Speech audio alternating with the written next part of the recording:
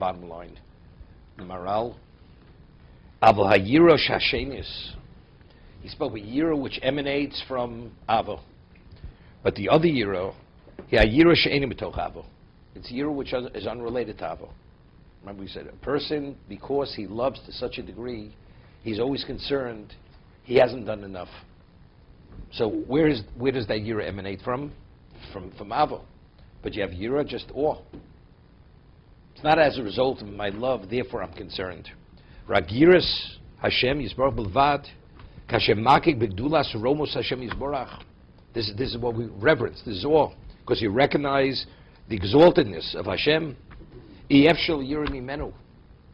Ye'at min hamelech bos v'dom, o kol godol ksiv, ru'uni na'orim v'nerbo. The youth saw me and they hid out of fear. Vayira zosi ha'yira she'en yotzis m'toch avo. That yira is unrelated to avo. As he said, what's the difference between reverence and avo? Reverence is what I would not dare cross the line. Not because I'm afraid that you're going to do something to me. I wouldn't dare transgress, violate your word.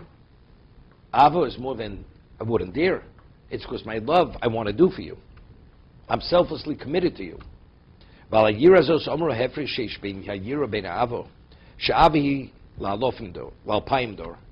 is for 2,000 generations. Avo shom mevur sham. Vur zeh. Mesiv avo shom mevur. But the point I pointed out yesterday, that even a person is Oev Hashem, but a person could come to a point and says, I've done enough. Why would a person say he's done enough? Right? You've done enough. I think I've done enough. Who's worried that he hasn't done enough? Even a person who's truly an Oev Hashem. What? So what I ended off yesterday is because that's Avat Tluyi B'Dover. That's a clear confirmation. It's because it's Avat Tluyi B'Dover. It's because God does for me. So there's always that element. It's a reciprocation. It's a reciprocation. So if it's a reciprocation, I think I've done enough in terms of reciprocating. Because it's unrelated to reciprocation. What he will do for me, what do you mean you've done enough? It's unending. And therefore you're always concerned. So how could you ever come to a point, I've done enough? So that if you never ever come to that, it's clear it's Avashay Netluya B'Dover.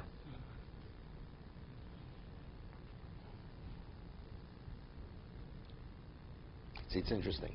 Sometimes when you do for your children, a person says, I've done enough. Because it's the wrong thing to do more. It's not because it's Avat Tluya B'Dover.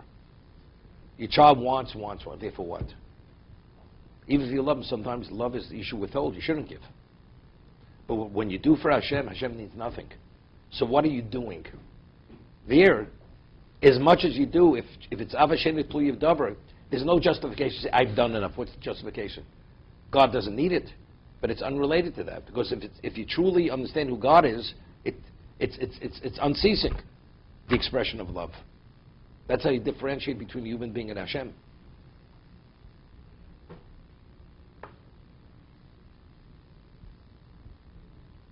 So we shouldn't feel like we've done enough on certain things? To God?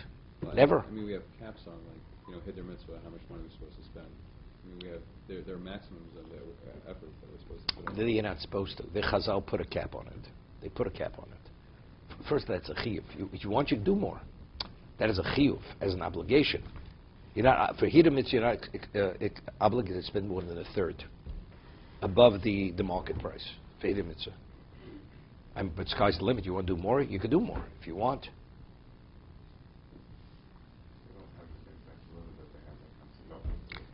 We find stuck is a different reason. Because you may become a ward of the community. So what are you trying to accomplish? You're not supposed to give more than a certain percentage, more than 20%. The Rambam in the Hilchos Tshuva concludes, he quotes a posuk that David says, Cholos avo oni. He was lovesick.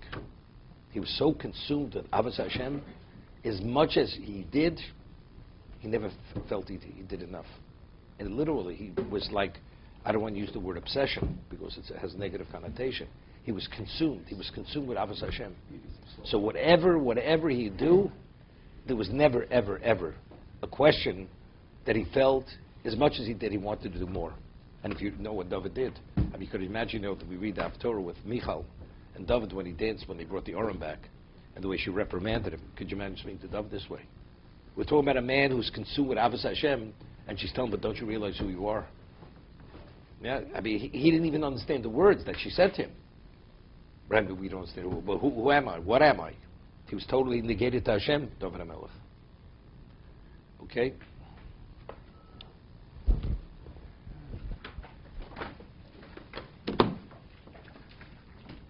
You read about the Chofetz Chaim, where the Chofetz Chaim was older, all day when they would have their meetings, the Gedolei Torah, they would travel to Radin. So Chaim Ozer would travel from Vilna to Radin, and that's where they would meet, at the Chofetz Chaim's house. So the Chofetz Chaim held that Rav Chaim Ozer had a din of Nasi. He was the prince of Klal Yisrael. So Nasi, you have an obligation to honor him, even though Chofetz Chaim was maybe 25 years older than Rav Chaim Ozer. But he held, because of who he was, so the moment he would come into his house, immediately he had a bed prepared, he had a pair of slippers, cup of tea, and immediately, and right away he would start. So Rav Chaim Ozer once said to the Chofetz Chaim's son, he says, your father, he's unstoppable. It reaches a point where you can't deal with it. You can't take it after a while. He's so on top of you in terms of what you have to do, and it's like there wasn't a moment he ever stopped the Chofetz Chaim. And the Chofetz Chaim was the Chofetz Chaim.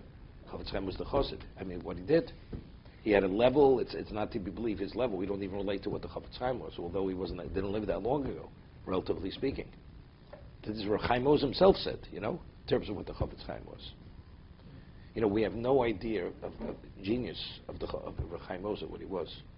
Rav Chaim Ozer was, besides having a photographic memory, he never forget anything in his life.